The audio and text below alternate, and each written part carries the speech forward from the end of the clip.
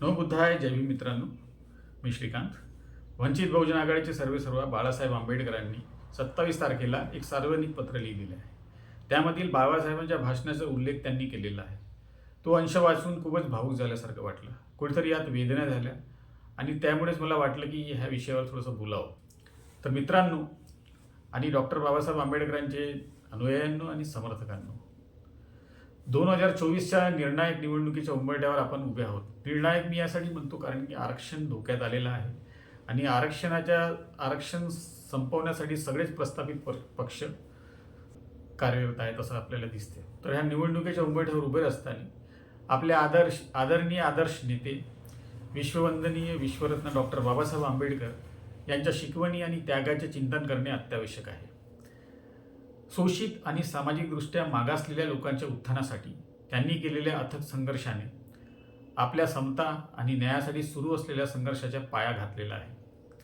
18 मार्च 1956 रोजी आग्रा येथे बाबासाहेबांचे ऐतिहासिक भाषण आपल्याला प्रेरणा देत असते. हे भाषण मुख्यतः शिक्षण, संघटन, आशावाद आणि आपल्या हक्कासाठी अथक संघर्ष या महत्त्वपूर्ण विषयावर जोर देते. आज आपण आपल्या सामाजिक न्यायाच्या वाटचालीत एक महत्त्वपूर्ण वळणाचा सामना करत आहोत. बाबासाहेबांचे न्याय आणि समतावादी समाजाचे विजन पुढे नेण्यासाठी आगामी निवडणुका आपल्याला देत आहे. आज आपण जे सुख सुविधा आणि हक्क उपभोगत आहोत ते आपल्या पूर्वजांच्या अथक संघर्षाचे फलित आहे. हे लक्षात ठेवणे अति आवश्यक आहे. हा वारसा पुढे नेण्यासाठी आणि आपल्या भावी पिढ्यांना स्वाभिमान आणि सन्मानाने जगता यावे यासाठी त्यांनी केलेल्या प्रयत्नाचे आम्ही ऋणी आहोत आणि यासाठी आपल्याला भविष्यातही राहावं लागणार आहे. या भावनेने मी आपल्याला आगामी निवडणुकीत वंचित बहुजन आघाडीला पाठिंबा आणि मतदान करण्याचे आवाहन करतो. सामाजिक न्याय आणि समतेचा लढा सुरू ठेवण्यासाठी चळवळीला आपल्या अटूट पाठिंब्याची गरज आहे. बाबासाहेबांचे स्वप्न सत्यात उतरेल याची आपण सर्व मिळून खात्री करू शकतो. पण प्रश्न असा आहे की वंचित बहुजन आघाडीलाच मतदान का करायचे? तर वंचित बहुजन आघाडी ही डॉक्टर बाबासाहेब आंबेडकर यांनी मांडलेली तत्त्वे आणि मूल्ये जपण्यासाठी कटिबद्ध आहे असं आपल्याला म्हणायला हरकत नाही. हा पक्ष समाजातील उपेक्षित आणि शोषित घटकांची समस्या सोडवण्यासाठी समर्पित आहे, हेही आपल्याला दिसून येते. VBAला मतदान करून आपण सामाजिक न्याय, समानता आणि शोषितांच्या उन्नतीला प्राधान्य देणारा फुले शाहू आंबेडकरवादी चळवळीला पाठिंबा देत आहोत असे म्हणायला हरकत नाही. आपल्या चळवळीचा उद्देश असा समाज निर्माण करणे आहे जिथे प्रत्येकाला त्याची जात, धर्म किंवा आर्थिक स्थिती विचारात न घेता समान संधी आणि संसाधने उपलब्ध असतील. वंचित बहुजन आघाडी बाबासाहेबांनी राजकीय पक्षासाठी ठरवलेल्या मानकांना मूर्तरूप देतानाही आपल्याला दिसते. जसे की स्वाभिमानी चळवळ, एक अशी चळवळ जी फुले शाहू आंबेडकरी विचारधारावर आधारित स्वाभिमानी चळवळ असेल आणि ह्या चळवळीचा भाग म्हणजे वंचितासाठी सर्वसमावेशक राजकारण. तर वंचित बहुजन आघाडी या तत्वाप्रती वचनबद्ध आहे आणि त्यांची ही वचनबद्धता ही सुनिश्चित करते की वंचित बहुजन आघाडी प्रत्येक व्यक्तीच्या हक्कासाठी आणि प्रतिष्ठेसाठी लढणार आहे. विशेषतः ज्यांना ऐतिहासिक दृष्ट्या दुर्लक्षित केले गेले आहे. VBAचा सर्वसमावेशक दृष्टिकोन हे सुनिश्चित करतो की वंचितांचे आवाज ऐकले जातील आणि त्यांचे प्रश्न सरकारच्या उच्च स्तरावर सोडवले जातील. आगामी निवडणुका हा आपल्या समाजासाठी महत्त्वाचा क्षण आहे. आमच्या हिताचे खरे प्रतिनिधित्व करणारे आणि आमच्या हक्कासाठी लढण्यासाठी वचनबद्ध असलेले नेते निवडण्याची ही संधी आहे. उपेक्षित लोकांच्या हक्कासाठी वकिली करण्याच्या आणि त्यांच्या सामाजिक आर्थिक विकासासाठी काम करण्याच्या VBAचा एक सिद्ध ट्रॅक रेकॉर्ड राहिलेला आहे. VBAसाठी आपले मत देऊन आपण हे सुनिश्चित करत आहोत की शोषितांचा आवाज ऐकला जाईल आणि त्यांचे प्रश्न सरकारच्या उच्चतम स्तरावर सोडवले जातील. इथून आपण बाळासाहेबांनी लिहिलेल्या पत्राकडे वळूया. तर ह्या पत्राची सुरुवात बाबासाहेबांच्या त्या ऐतिहासिक भाषणाच्या अंशापासून करतात. तर बाबासाहेब इथे आपल्याला सांगत आहेत की तुमची मुक्ती समाजाच्या मुक्तीमध्ये आहे. आज माझी स्थिती एका मोठ्या खांबासारखी आहे जो टांगलेल्या तंबूला आधार देत आहे. हा पोल कधी राहणार नाही याची खात्री वाटत नाही. माझी तब्येत चांगली नाही.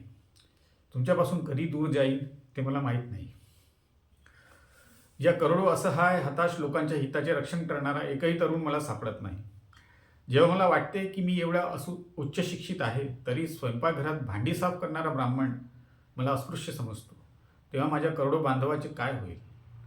मला वाटते की काही तरुण पुढे आले तर मी आनंदाने निघून जाईन. शेवटी मी तुम्हाला सांगू इच्छितो की स्वतःला शिक्षित करा, संघटित व्हा, आशावादी व्हा आणि मग आपल्या हक्कासाठी संघर्ष करा. इथे बाळासाहेब समोर म्हणतात की हा अंश डॉक्टर बाबासाहेब आंबेडकरांच्या 18 मार्च 1956 रोजी आग्रा येथे केलेल्या ऐतिहासिक भाषणाचा आहे. डॉक्टर बाबासाहेब आंबेडकरांनी दलित आणि सामाजिकदृष्ट्या मागासलेल्या वंचिताच्या उत्थानासाठी आपले जीवन अर्पण केले. दीनदलितांच्या ते एक मसीहा होते. त्यांनी त्यांच्यासारख्या लाखो अस्पृश्यांसाठी भेदभाव करणाऱ्या व्यवस्थेविरुद्ध जोरदार लढा दिला. बाबासाहेबांनी सुरू केलेली सामाजिक राजकीय चळवळ आपल्या आजोबा, आजी, आई वडिलांच्या रक्त आणि घामाने पुढे नेली आणि पुढे उभी राहिली. प्रत्येक संकटांना तोंड देऊन त्यांनी लढा आपल्या खांद्यावर घेतला. समाजाला जो काही वेळ, पैसा, मेहनत करता येईल ती त्यांनी केली. का? तर ही चळवळ जिवंत ठेवण्यासाठी. या श्रमाची आणि त्यागाची फळे समाजात वाटली.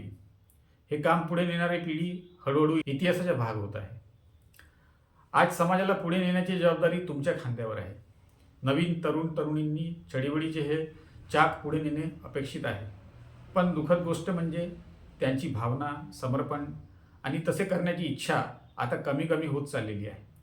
जर तुम्ही चळवळ पुढे नेली नाही तर आधीच्या पिढ्यांचे रक्त आणि घाम व्यर्थ गेला म्हणून समजा. हा लढा, बाबासाहेबांचा संघर्ष निष्फळ ठरेल. आज तुम्हाला ज्या कम्फर्ट झोनची सवय झाली आहे ते शक्य झाले कारण तुमच्या आधीच्या पिढीने त्यासाठी संघर्ष केला. परंतु तुम्ही ह्याविषयी गाफील राहिला तर हा कम्फर्ट झोन कधीही संपू शकतो. आज आपण जी स्थिती उपभोगत आहोत त्याबद्दल आपण आपल्या पूर्वजांचे आभार मानले पाहिजे. ही चळवळ आपल्या खांद्यावर घेऊन पुढे जा आणि आपल्या भावी पिढींना आपल्यासारखे स्वाभिमानाने जगण्यासाठी संधी शोधून साबूत ठेवा. इथे बाळासाहेब थांबतात. जय भीम म्हणून बाळासाहेब थांबतात. तर मला जाता असं म्हणायचं आहे की आपले प्रश्न जिवंत ठेवण्यासाठी आणि ते सोडवता यावे यासाठी एक एक स्वतंत्र चळवळ म्हणजे एक फुले शाहू आंबेडकरवादी स्वाभिमानाची चळवळ उभी करण्याची गरज आहे. बाळासाहेबांनी SC, ST, OBC, मायनॉरिटी आणि भटक्या यांना एकत्र करून एक सक्षम पर्याय वंचित बहुजन आघाडीच्या रूपाने आपल्यासमोर उभा केलेला आहे. जर आपण त्यांचे हात मजबूत केले तर बाबासाहेबांनी पाहिलेले आदर्श लोकशाही प्रस्थापित करण्याच्या दिशेने तो एक पाऊल ठरेल असं मला निश्चितच वाटते. हा व्हिडिओ रेकॉर्ड करत असताना नुकतीच बातमी मिळाली की बाळासाहेबांची प्रकृती बरोबर नाही. त्यांच्या छातीत दुखत असल्यामुळे त्यांना दवाखान्यात भरती करण्यात आलेले आहे. आपल्याला आठवत असेल की ह्याच वर्षी त्यांची एन्जिओप्लास्टी झालेली आहे आणि आता पुन्हा त्रास होत असल्यामुळे एन्जिओग्राफी करणार आहेत. हा योगायोगच म्हणावा लागेल की बाळासाहेबांनी असे पत्र लिहिले आणि त्यांची प्रकृती बिघडली. होय, बाळासाहेब आता 70 वर्षाचे झालेले आहेत. बाळासाहेब लवकर बरे व्हा. समाजाला तुमची गरज आहे, आम्हाला तुमची गरज आहे. त्यांना लवकर बरे होण्याची शुभेच्छा देत मित्रांनो मी इथेच थांबतो. जय भीम.